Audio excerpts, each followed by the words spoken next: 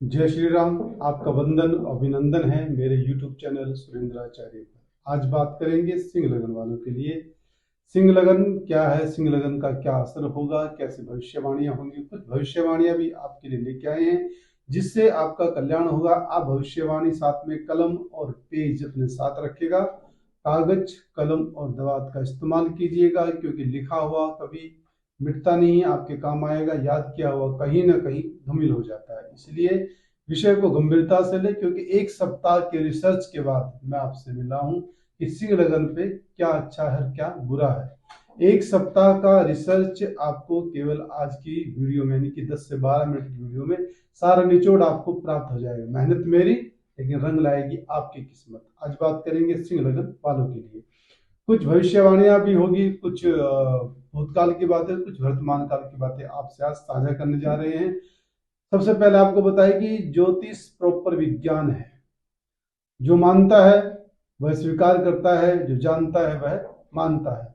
लेकिन जो न जानता है न मानता, उसका एक ही काम है, उस पर उंगली उठाना है। कुछ लोग धरती पर आए ही दूसरों के काम में टांग अड़ाने के लिए है, दूसरों की बात को काटने के लिए आए हैं। ऐसे व्यक्ति ना तो अपना विकास करते हैं, ना परिवार करते हैं, ना ही सामने वाले का विकास होने देते हैं। ऐसा उनका प्रयास रहता है।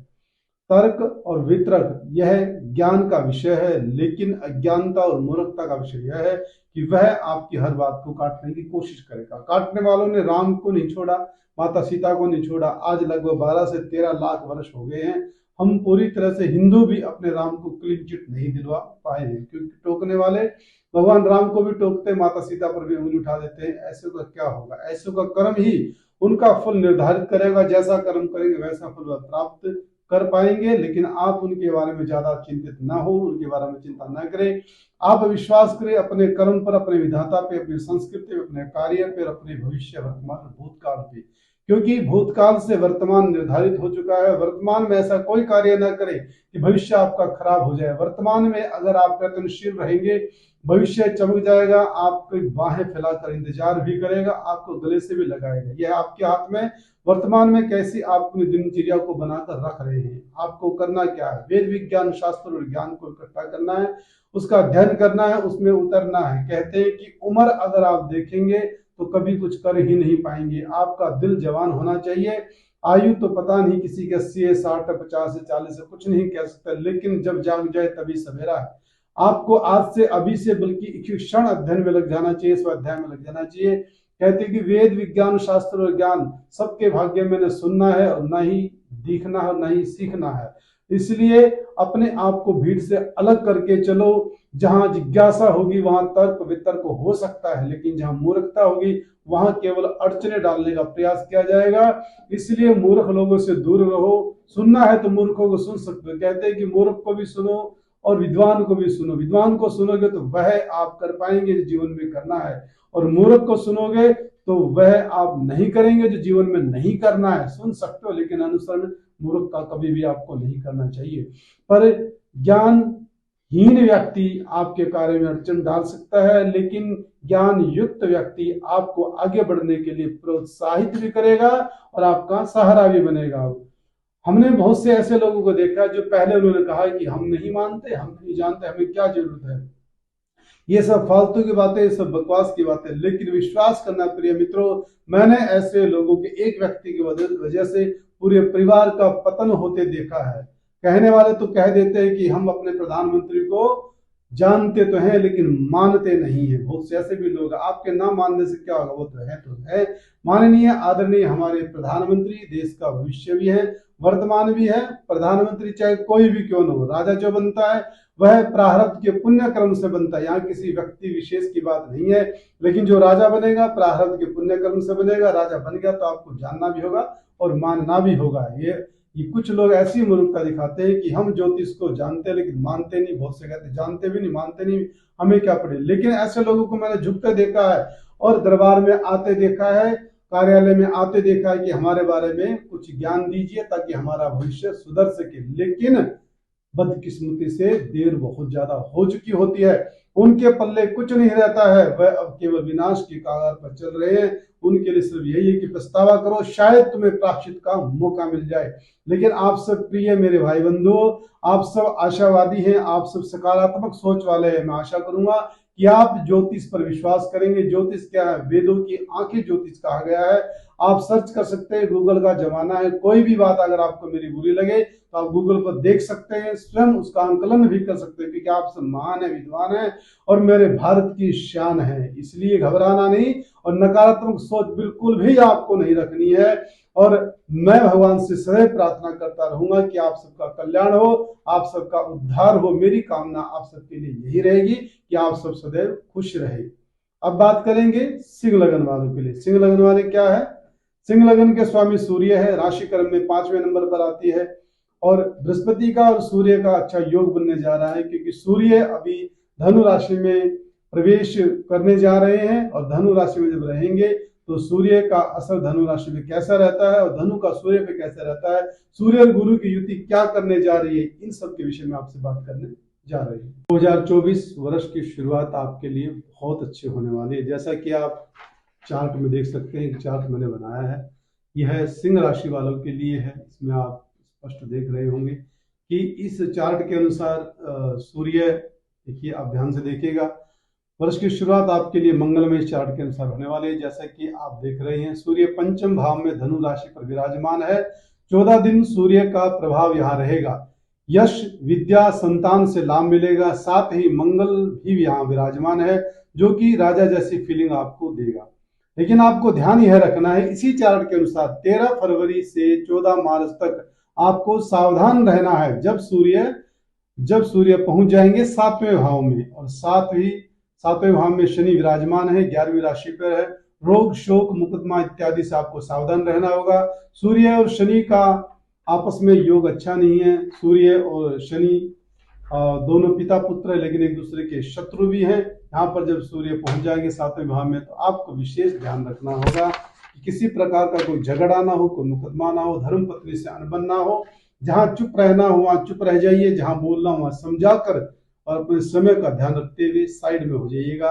1 महीना आपको बहुत सावधानी से काटना हो, कहीं गड़बड़ ना हो जाए, कहीं अपराध ना हो जाए, इसका आपको विशेष ध्यान रखना होगा। शनि और सूर्य की युति शुभ नहीं मानी जाती है। वैवाहिक जीवन, व्यवसाय में रुकावटें आ सकती है, इन चीजों का आपको विशेष ध्यान रखना है। सूर्य की दृष्टि आप पर पड़ेगी, क्योंकि सूर्य की दृष्टि शनि के साथ बैठकर युति और दृष्टि देखेंगे पंचम यानी कि 5वें राशि को, और पहले भाव को सूर्य देखेगा। इससे यह तो रहेगा कि आपका मान सम्मान बचा रहेगा, आपकी इज्जत बची रहेगी, क्योंकि सूर्य अपने ही राशि को देख रहे हैं, तो आपकी इज्जत बची रहेगी। आपको इन चीजों का ध्यान रखना है। शनि और सूर्य यानी कि विनम्र रहना है, नर्म रहना है और कम बोलना है, ज्यादा सुनना है। यह समय अपना काट लीजिएगा। जैसे मैंने आपको अभी चार्ट दिखाया था, उस चार्ट के अनुसार जब सूर्य पहुंच जाएंगे भाग्य के भाव में, भाग्य का भाव के स्वामी मंगल है और मेष राशि वहां पर विराजमान है। सूर्य भाग्य के भाव में पहुंचेंगे। 13 अप्रैल से 14 मई तक का जो समय है, यह विशेष भाग्य उदय के लिए शुभ रहेगा। सूर्य यहाँ पर उच्च क्यों हो जाएंगे?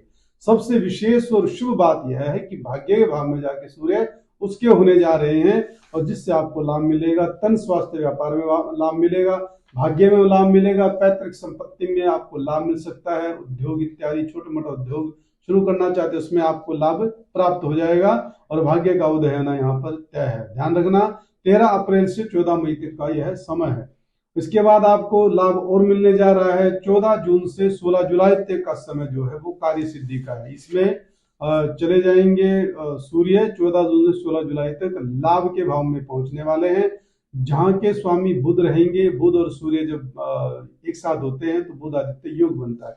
इस चीज का भी आपको पूर्ण लाभ उठाना चाहिए।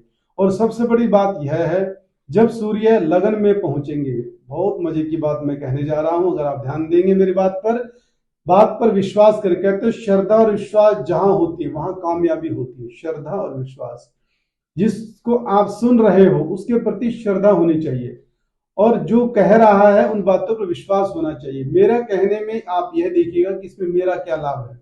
मैं अपनी कुंडली, मैं अपने ग्रह, मैं अपने परिवार के ग्रह, लगन इत्यादि देखता रहता हूं, लेकिन यहाँ पर आने का, आपसे बात करने का मेरा उद्देश्य है कि आप सबको मेरे छोटे मोटे टूटे फूटे ज्ञान से अगर आपको लाभ हो रहा है तो आपको ले लेना चाहिए, इसमें आपका क्या जाता है। तो इसलिए मैं आपसे स्नेह करता हूं, चाहता हूं कि जो लोग मुझसे जुड़े हैं, मेरे चैनल से जुड़े हैं, उनको कुछ ना कुछ लाभ हो जाए। छोटी मोटी जो मैंने पढ़ाई की है मैं आपके साथ साझा कर रहा हूं, इस पर पूर्ण विश्वास करके चलना, आपको लाभ मिल सकता है। विश्वास में ही जीत होती है। सबसे बड़ी बात जब मैं कह रहा हूं कि जब सूर्य लगन में पहुंचेंगे, यानी कि 5वीं राशि पर पहुंचेंगे, अपनी राशि पर पहुंचेंगे, तो दाम्पत्य जीवन के लिए हो सकता है कि सही ना हो, क्योंकि सूर्य की दृष्टि पड़ेगी 7वें भाव पे, और 7वें भाव पे विराजमान है शनि। सूर्य शनि एक दूसरे के शत्रु हैं। हो सकता है कि दाम्पत्य जीवन में आपको लाभ ना मिले, लेकिन अगर लाभ प्राप्त करना चाहते हैं तो सूर्य का दान करना है, सूर्य को बलि करना है, विनम्र रहना है, क्योंकि सूर्य एक राशि पर रहते 30 दिन के लिए, रोज एक अंश वहां से व्यतीत होते, 30 दिन रहते, 30 अंश होते, 30 डिग्रियां होती है। तो एक एक महीने की ये बात है। सूर्य से लाभ प्राप्त करना कोई ज्यादा मुश्किल नहीं है। एक महीना मौन रह सकते हो, चुप रह सकते हो, कम बोल सकते हो, और व्यवहार में बदलाव एक महीने के लिए ला सकते हो। तो दाम्पत्य जीवन को सुखमय चाहते हो तो आपको इस वक्त धर्मपत्नी का मान सम्मान करना होगा, थोड़ा सा मौन रहना होगा। लेकिन युक्ति और व्यक्तित्व के लिए शुभ रहेगा। जो स्थान है, यानी कि स्थिति जो है सूर्य की, वो अपनी राशि पे है, इसके लिए इससे आपका व्यक्तित्व निखरेगा, आपका व्यापार निखरेगा, आपको स्वास्थ्य में लाभ मिलेगा। यह सूर्य आपको देने वाला है।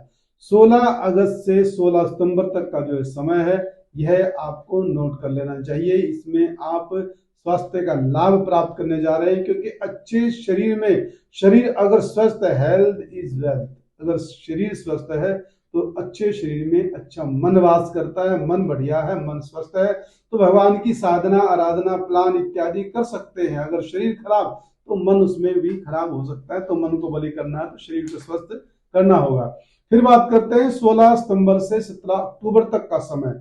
फाइनेंस के लिए बहुत शुभ रहेगा, परंतु परिवार के लिए क्लेश बन सकता है। आयु में जो छोटे हैं उनसे तर्क बिल्कुल नहीं करना है।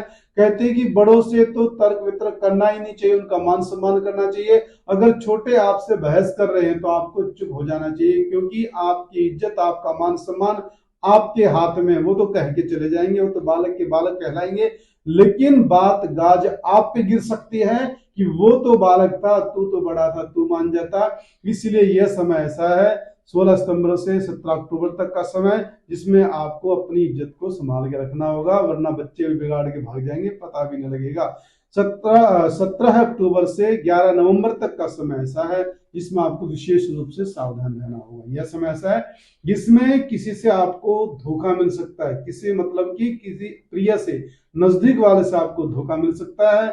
आपको इसमें भी सावधान रहना होगा। आप कहेंगे कि सारी कुंडली में सावधान की बातें की है, तो लाभ कहाँ है? लाभ है कि सावधान रहने में लाभ है। सावधानी हटी और दुर्घटना घटी। इस प्रकार से इन बातों का ध्यान रखना कि सावधान तो जरूर रहना चाहिए, लेकिन हर सावधानी के पीछे लाभ ही लाभ छुपा हुआ है। तो मैं लाभ की तरफ आपको ले जाना चाहता हूं, तो इसलिए मन को रखिए शांत।